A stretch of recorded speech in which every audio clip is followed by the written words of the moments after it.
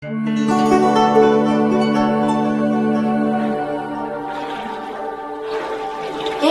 venez avec moi? Aujourd'hui, Khalid-Hassan est à la source Saint-Félix. Nous sommes dans la ville de Pont-de-Beauvoisin qui a la particularité d'être divisée en deux communes.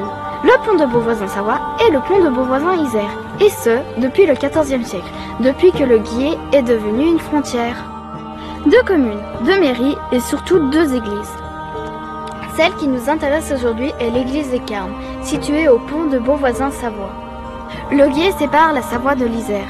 Cela veut donc dire que nous n'étions pas en France, mais en Savoie. La France était de l'autre côté.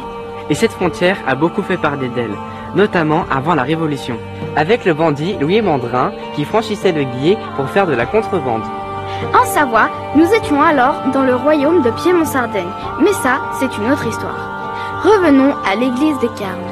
L'ordre des Carmes était un ordre mendiant, les trois autres ordres mendiants principaux étant les dominicains, les franciscains et les augustins.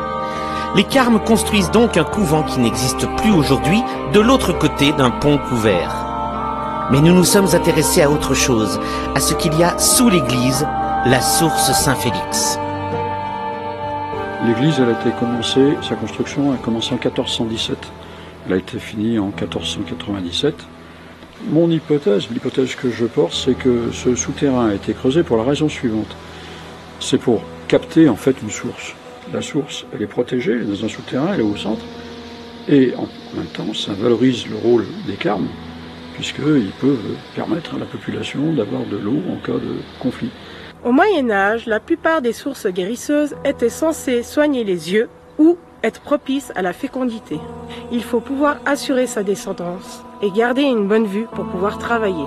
Alors ici, nous, on est, pour les géologues, Pont-de-Beauvoisin est bien connu pour sa molasse. On appelle la molasse de Pont-de-Beauvoisin. C'est un banc qui est très épais, qui fait, je crois, 300 mètres, 400 mètres d'épaisseur, qui se prolonge jusqu'en Suisse, où par là, il est beaucoup plus important, c'est plusieurs milliers de mètres. Dans les années 30, un monsieur qui était un industriel, qui habitait pas loin d'ici, et qui était passionné par l'histoire de sa ville, a profité d'un moment où on faisait des travaux pour faire des relevés, des plans qui sont d'ailleurs assez précis. Le reste de la maçonnerie montre qu'ici, on avait une porte, avec, alors la porte, les pierres sont anciennes aussi, qui a été fermée, pour éviter que les gens pénètrent ici.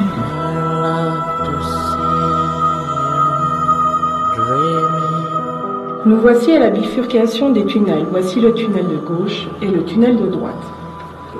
En 1930, dans le tunnel de gauche se trouvait une pierre tombale et un mur de pierre. Mais aujourd'hui, il n'y a plus rien. Hé, regardez!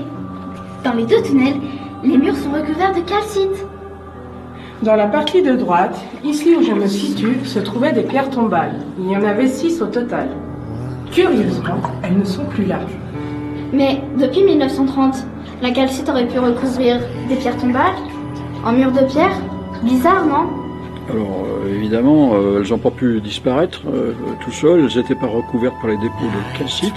Donc une enquête dont le résultat a donné qu'en fait ces pierres auraient pu disparaître, auraient été retirées pendant la guerre, puisque ce souterrain aurait servi de refuge pendant la guerre contre en cas d'alerte de bombardement. J'aperçois du courant dans le fond. Serait-ce la source elle-même?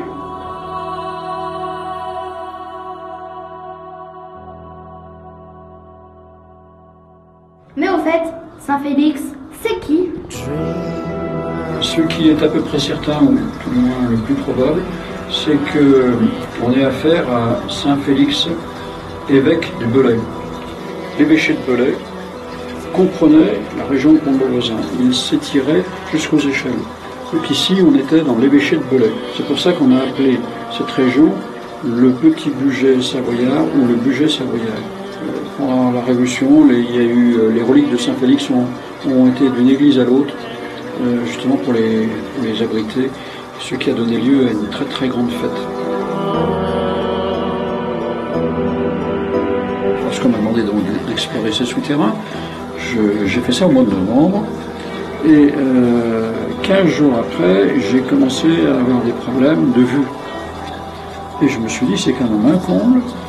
J'ai passé 1 heure dans les eaux de la source Saint-Félix qui soigne les bouts des yeux, et moi, c'est le contraire. Au revoir et à bientôt. Everyone